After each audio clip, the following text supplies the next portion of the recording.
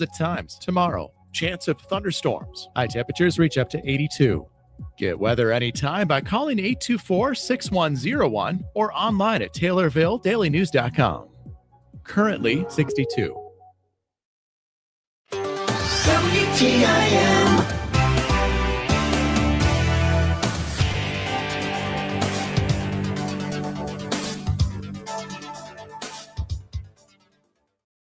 You're listening to WTIM, your information station. Time now for your expanded local news. I'm Reed Kamai.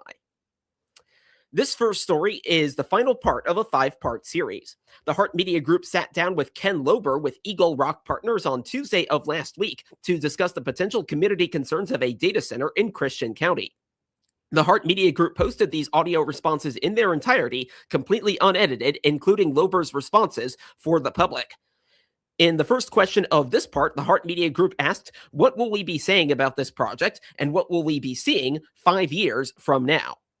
It's a really good question. We have a video over here from Altoona, Iowa, who has been at this process 10 years, 12 years. So we would hope that you could listen to the video and hear from their mouths, what does this feel like 10 years from now or 12 years from now? They would tell you, and at the closing session is, we hope nobody else wants a data center because we have a lot of farmland and we want more of them. Change is scary, large projects are scary, but once you have 2 or 3 in the community, everybody realizes that it delivers a lot more than you should be concerned with. The Hart Media Group then asked, anything else you think our listeners would like to know about Eagle Rock Partners and about the data center that we have not talked about today? Do your homework, figure out if this is the right thing for Christian County. Thank you for being engaged. The worst thing that democracy falls apart when people don't engage. And we appreciate the passion in both directions. Stay tuned to Taylorville Daily News for all the latest on the data center information. To date, no data center information has been sent to the county and no paperwork has been filed. Again, this is the final part of a 5-part series. You can find the full story on our website, TaylorvilleDailyNews.com. The Midland Fire Protection District in Kincaid received a grant to add additional support to help strengthen emergency services and improve public safety in the community. State Senator Doris Turner has announced that the Midland Fire Protection District has been awarded nearly $10,000 through the Volunteer Fire Capacity Grant Program. The funding can be used to purchase new firefighting equipment or help pay for firefighter training. Senator Turner says public safety remains a top priority and that every resident deserves to feel safe, regardless of where they live. Senator Turner also added that investments in fire protection and emergency services are investments in the people and communities those departments serve. The Volunteer Fire Capacity Grant Program is funded through the U.S. Department of Agriculture Forest Service and administered by the Illinois Department of Natural Resources. The program provides matching funds to help fire departments acquire equipment and access training opportunities that improve their ability to respond to emergencies and other various incidents. Midland Fire Protection District was one of 73 departments and training organizations across Illinois selected to receive funding this year. Together, those grant recipients provide fire protection services to approximately 250,000 residents, primarily in rural communities throughout the state. The district says that the nearly $10,000 grant will help ensure firefighters have the tools, equipment, and training needed to continue protecting lives and property across the district. The funding represents another investment, which is an investment in the safety and preparedness of local first responders and the communities they serve. For more information on the Midland Fire Protection District, visit the district's official Facebook page by searching Midland Fire Protection District. Solar panels are coming to the roof of the Taylorville Food Pantry. Over 100 panels are set to be installed in the coming days, with the aim of significantly curtailing the pantry's use of electricity through more traditional means. It comes as higher electricity bills have affected the operating costs at the food pantry, along with the community members they serve. Amy Hagan, one of the food pantry's co-coordinators, says the panels will all be on the roof to conserve the ground space around the building. We're going to have a plethora of solar panels installed on our rooftop. Fortunately enough, all of them will be on the roof. None of them will be on the ground, which created some good opportunities for us to think about the future of the pantry and how we might use the ground out back of our building. But yeah, they're all going to be on the rooftop, so nobody will probably ever even see them. But I don't need to tell you the cost effectiveness of being able to reduce or eliminate your electric bill is, it's quite a feat, and it's certainly our second largest expense besides food procurement. Pam Moses, another co-coordinator, says the food pantry is buying, not leasing, the solar panels to take advantage of tax incentives. Well, the project's 131 panels on all of the roof at the pantry. As Amy said, originally they were wanting to put some on the ground, and we worked around to be able to not do that. And it sounds like the coverage that the panels are going to provide should be 95% efficiency of our anticipated use of power. So we were shooting for 100 and didn't quite have enough roof space to get that accomplished, but we're pretty happy with 95% coverage. As most of the residents know, there's been all kinds of people coming and going with solar. Some are still around, some aren't. So, we looked into it. We looked into the lease. We looked into the ownership. We ended up at the end of the day going with ownership, going with tax breaks and incentives, things that are going to pay us back that we own it long term. Hagan says discussion on bringing in solar panels began 3 years ago as part of their effort to reduce operating costs. There have been a number of us at the food pantry who have talked about ways to, continually reduce our operating costs. You never know with each donor dollar that comes in, what's going to happen tomorrow. Donations dry up, donations come, donations go, and you can't consistently count on this ever flowing well, right? And I think coupled with that, our contributors like to know that we are handling our resources efficiently and that we are handling them responsibly. And so in that same vein, this project that we embarked on about 3 years ago was to explore solar for our food pantry. The co-coordinators report a consistent number of new households visiting the food pantry in May compared with April. They say rising costs in electricity, but also in gas and other essentials, have led to more new visitors at the pantry. They make their way into us, and we provide them with that buffer that they need to be able to get by. So, when you hear stories like that and you're looking face to face with the neighbors that come through our door and they're saying these things very candidly, these are difficult words to say when you need help. And the fact that we continue to be there after so many years organizationally to provide support in this community, in this county, I can't say enough. Gratitude to the community for their support, and gratitude to our volunteers. They continue to show up and continue to enable us to provide the level of service and the foodstuffs that we're able to for our neighbors. The Taylorville Food Pantry is located at 1429 East Main Crofts. They are open Tuesdays from 8:30 to 10 in the morning, Thursdays from 5:30 to 7 in the evening, and Saturdays from 8:30 to 9:30 in the morning. More information is available at foodpantry.com or by calling them at 217-820-2651. Amy Hagan and Pam Moses appeared as guests on the WTIM Morning Show. And now, a word from Taylorville Community Credit Union.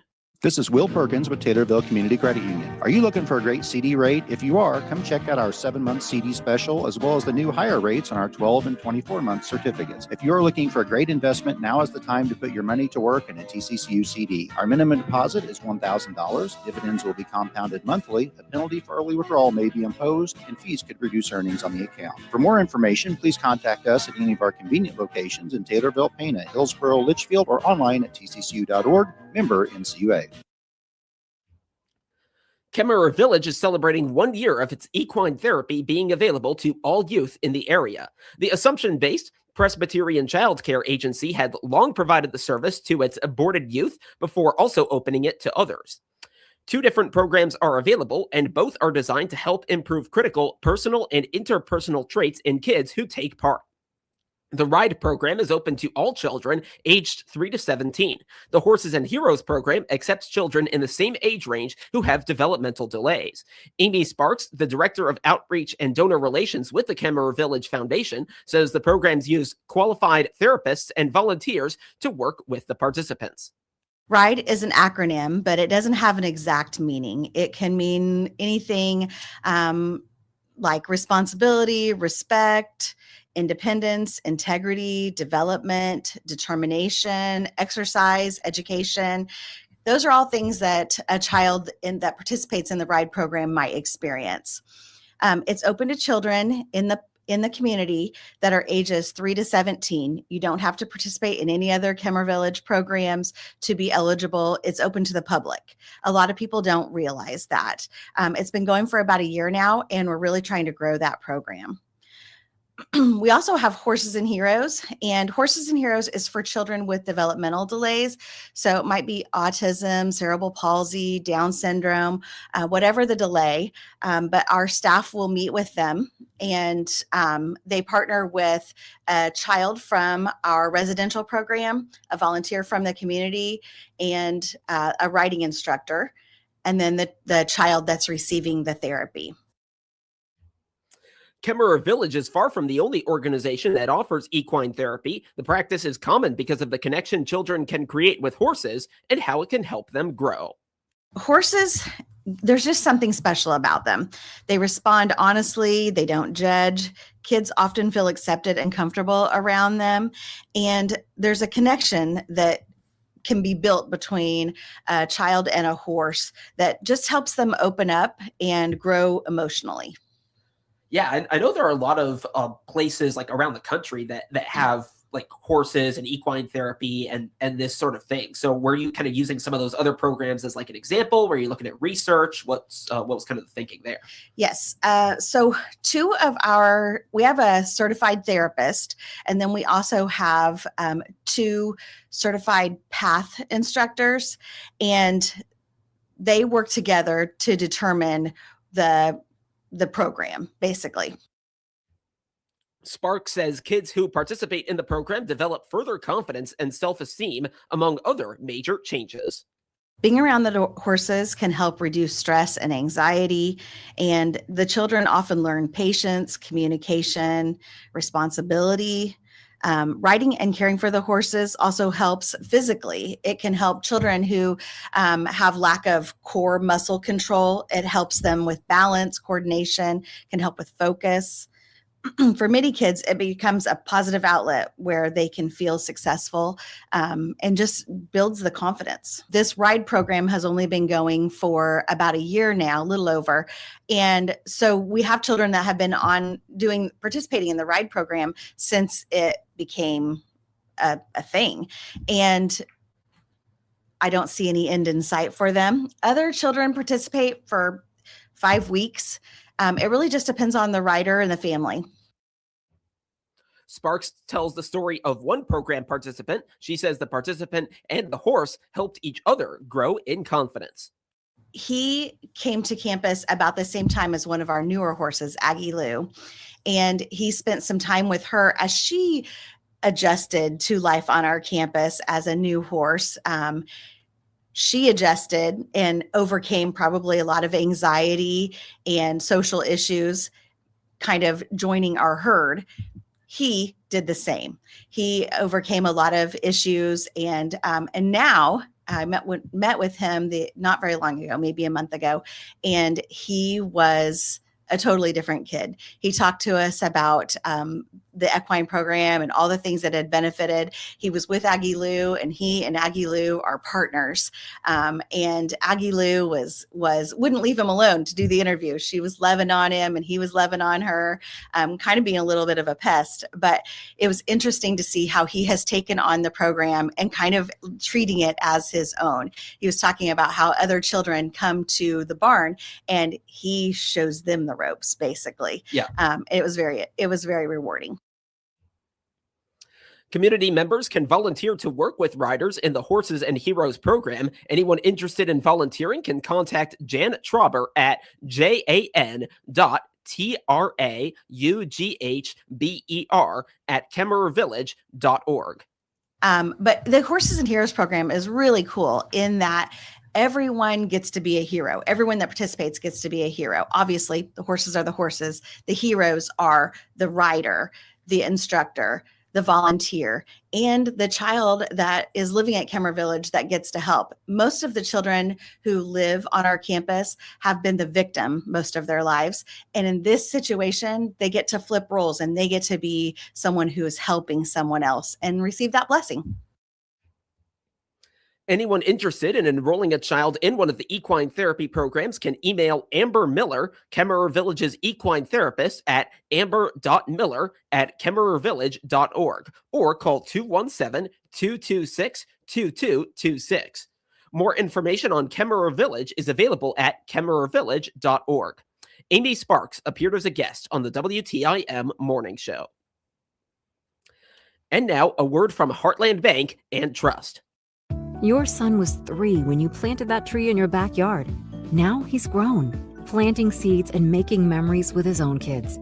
Let Heartland Bank help you grow more memories with banking options for every stage of your life. Welcome, former CNB customers. We're your community bank. Heartland Bank. We build relationships that nurture and grow your dreams. Visit us today at hbtbank.com, member FDIC. For a 4th time, the Canton FFA chapter has a major state officer. Briar Nelson was elected Illinois FFA president on Thursday in Springfield.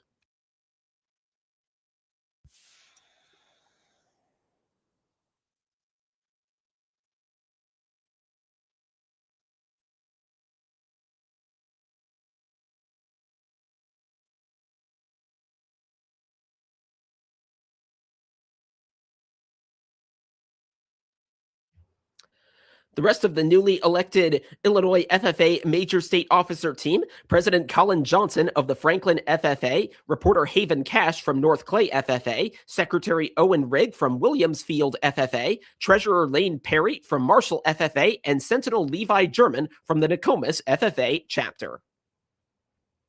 The financial margins for county fairs remain tight, and that's why business and corporate sponsorships are critical. The Macoupin County Fair in Carlinville is celebrating a naming rights agreement with Country Financial for the grandstand. Kim Carney Rhodes is a 3rd-generation Macoupin County Fair board member.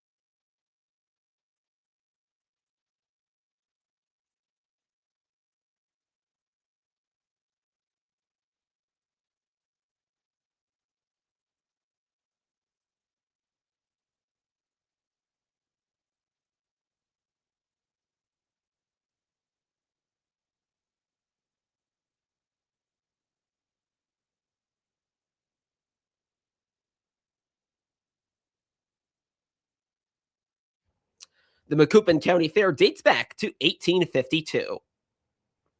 Now to obituaries, which can be found at TaylorvilleDailyNews.com.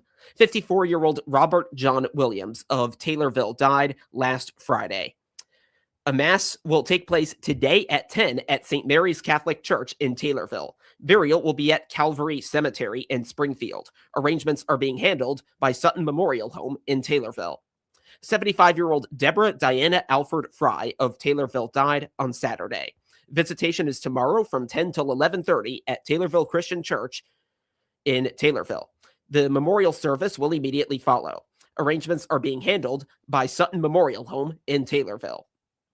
87-year-old Edward D. Bialis, OV, died June 1st. Visitation is tomorrow from 1 till 2:30 at Masterson Funeral Home in Kincaid. A graveside service will follow at Oak Hill Cemetery in Taylorville. Arrangements are being handled by Masterson Funeral Home in Kincaid. And 80-year-old Albert George Morris of Taylorville died on Monday. Visitation is Sunday from 3 till 5 at McClure Funeral Home in Taylorville. A memorial mass will take place on Monday at 10 at St. Mary's Catholic Church in Taylorville. A graveside service will take place at 2 at the Holy Cross Cemetery in Gillespie. Arrangements are being handled by McClure Funeral Home and cremation services in Taylorville. We're expecting sunny skies today and a high near 80 degrees. Get local news anytime at TaylorvilleDailyNews.com and every hour as well.